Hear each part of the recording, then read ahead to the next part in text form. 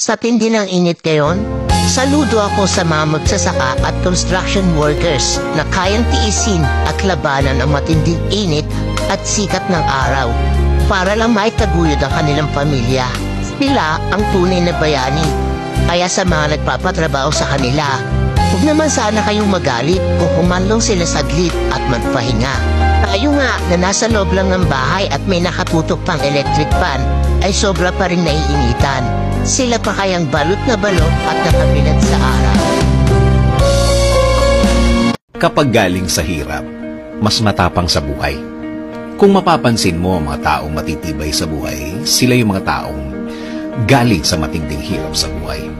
Mga naranasang grabe sa bigat ang mga problema na kung mararanasan sa buhay ng isang simpleng tao, susuko at susuko talaga.